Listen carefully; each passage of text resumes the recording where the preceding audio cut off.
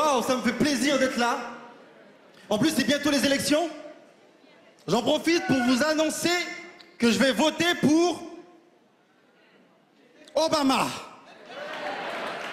Oui, je vais voter pour Obama parce que je m'en veux un peu de ne pas l'avoir soutenu la première fois. Pourquoi? Parce que j'y croyais pas. Non, j'y croyais pas. Un noir à la Maison Blanche?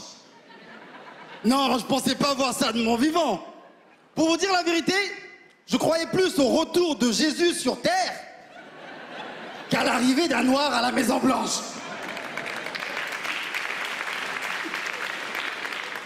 Mais personne n'y croyait. Souvenez-vous quand il était encore candidat. On lisait dans les journaux Barack Obama, le candidat noir. Noir parce qu'ils étaient sûrs qu'il allait perdre.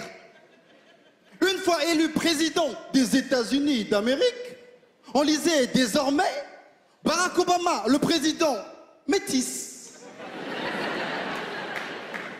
50% noir, mais haha, 50% blanc.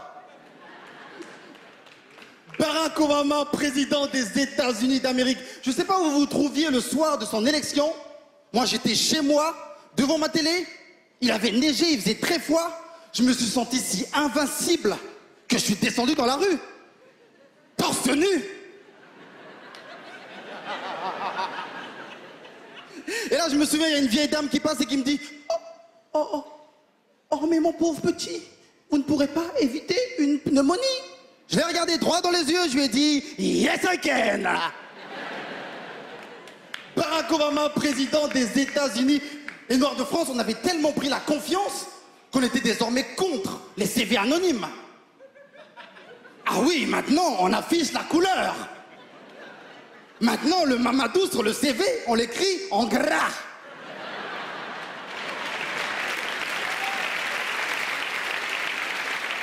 Maintenant, on annonce la couleur.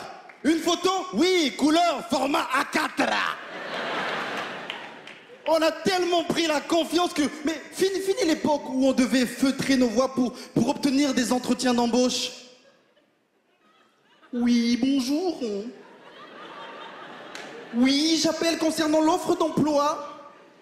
En effet, je suis titulaire d'un bac plus 5. C'est fini tout ça. Depuis Barack Obama, c'est... Hé, mon frère!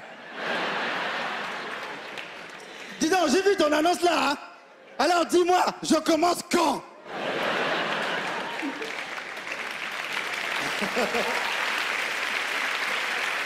Barack Obama, président des États-Unis, mais je me sentais si invincible que pour la première fois de ma vie, je suis allé au ski.